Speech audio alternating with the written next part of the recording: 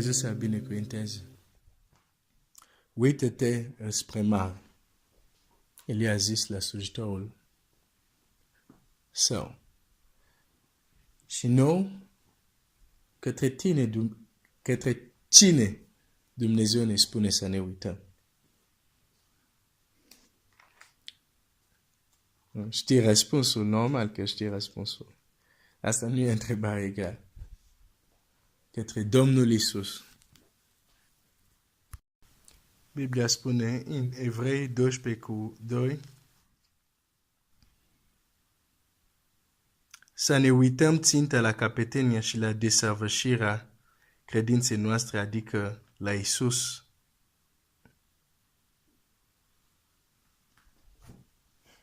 Să ne uităm la Iisus. Mai ușor de zis decât de făcut. Dacă mă uit cu adevărat la Iisus, acest lucru va crea ceva în inima mea care se va reflecta în viața mea. Dacă vrei să știi cu adevărat dacă te uiți la Iisus sau nu, uită-te la viața ta.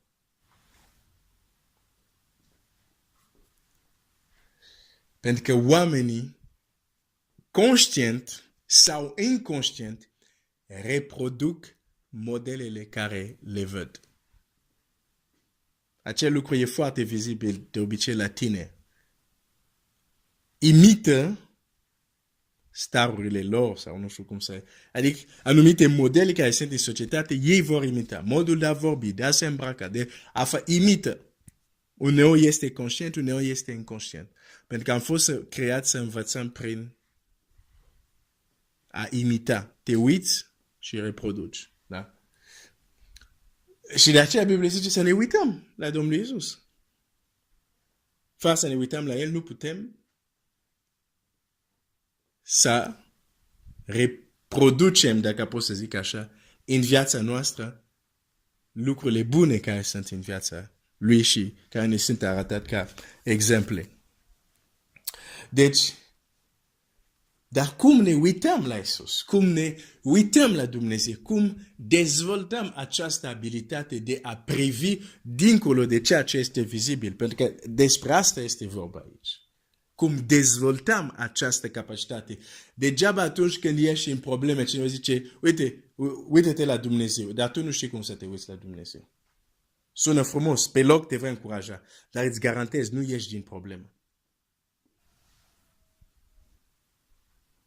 Eu nu vreau doar încurajare așa, te simți bine pe loc, dar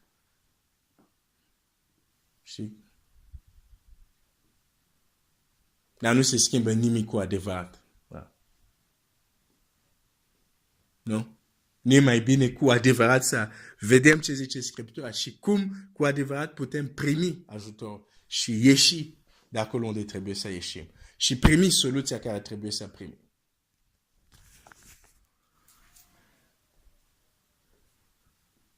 Privirea noastră se dezvoltă în funcție unde acordăm atenția noastră.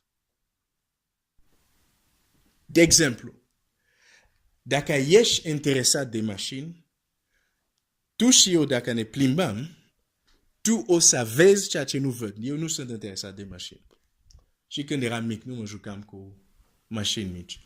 Dar nici nu mă jucam cu papuși. Adică trebuie să precizez, mai ales în vremurile care le trăim. Nu mă jucam cu papuși, mă jucam cu soldați. Asta îmi plăcea pe soldați. Da? Mașini? Nu. Da? Deci, tu și eu, cei de exemplu, care le plac mașini, dacă ne plimbăm, ochii noștri văd același lucru, dar totuși nu văd același lucru. Pentru că eu văd mașini, dar nu-mi spun nimic. Adică pentru mine sunt niște bloc de fier care se mișcă în 4 roți. Iar tu sau cel care îi plac mașini, imediat vezi, asta e nou model, nu știu, de la Mazda, asta e nu știu ce, asta are motor de car, asta nu știu ce. De ce? Pentru că e un subiect care le interesează și atunci, deși vedem același lucru, nu vedem același lucru.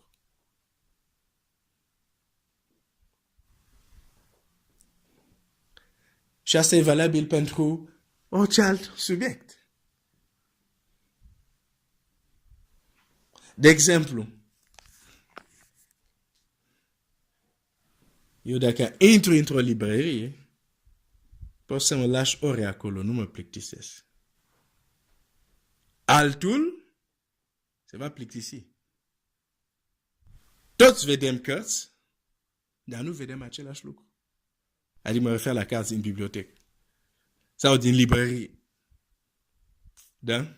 Deci, noi nu vedem, de fapt, noi chiar nu vedem ceea ce ochii noștri văd, dar de fapt noi vedem ceea ce ne interesează cu adevărat.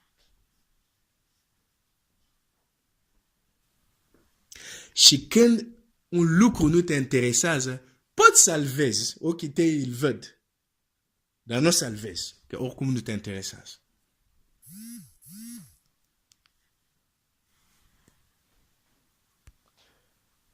De aceea putem avea în Scriptură un om, un proroc care tocmai avea capacitate să vadă, să audă de la Dumnezeu, dar care nu va vedea îngerul care îi stătea înainte. Magarul l-a văzut, dar el nu a văzut. De ce? Pentru că așa vroia să ajungă la acel Balac care i-a oferit bogății, că nu-l mai interesa cu adevărat restul. Și nu a văzut îngerul, deși ar fi trebuit să-l vadă. Că totuși era un văzător, dacă pot să spun așa. Da?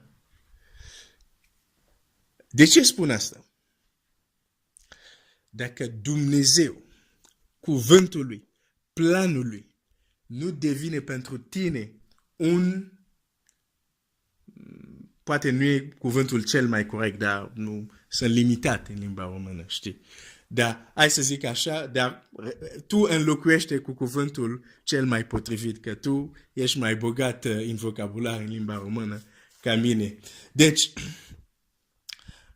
Dumnezeu, cuvântul lui, planul lui, trebuie să devină un subiect, între ghilimele, subiect, e cuvântul, nu știu altceva să zic, dar un subiect de mare interes pentru tine.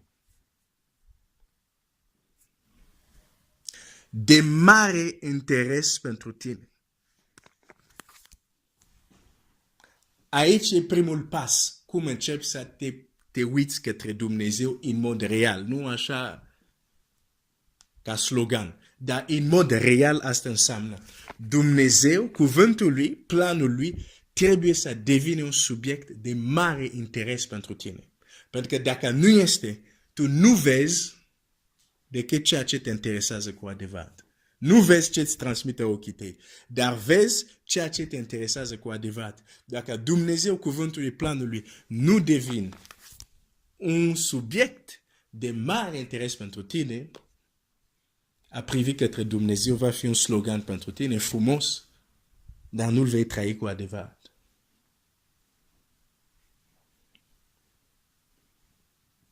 Nu e de mirare că David, deși Goliat era mare, impresionant, nu s-a limitat.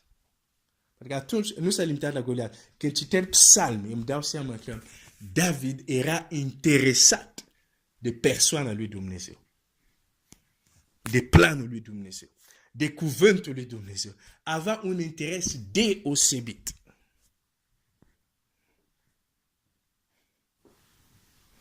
E de mirare când tot celălalt nu-l vedeau decât pe Goliat. El a văzut pe Goliat, dar nu l-a impresionat. L-a impresionat cel mai mare subiect, între ghilimele, al lui de interes. Înțelegi, Dumnezeu nu este un subiect, dar înțelegi, sunt limitat cu limba, dar sper că înțelegi ideea.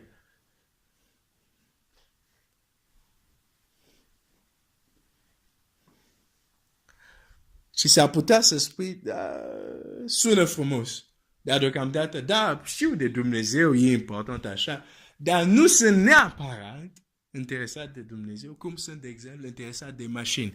Iau exemplu mașini, pentru că e primul care mi-a venit, dar poate să fie artă, poate să fie muzică, poate să fie, nu știu, celălalt lucru care poate să intereseze un om. Și tu spui, da, știu că e mântuitor, știu că e important, dar Adevăr, nu sunt așa de interesat, cum sunt interesat de asta.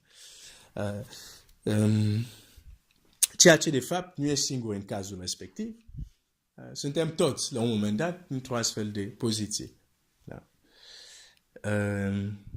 Dar de ce se întâmplă așa? Pentru că îl ignorăm pe Dumnezeu. Ia-ți puțin timp să te gândești la El. Ia-ți timp să te gândești în mod serios la Dumnezeu, la cuvântul Lui, la planul Lui.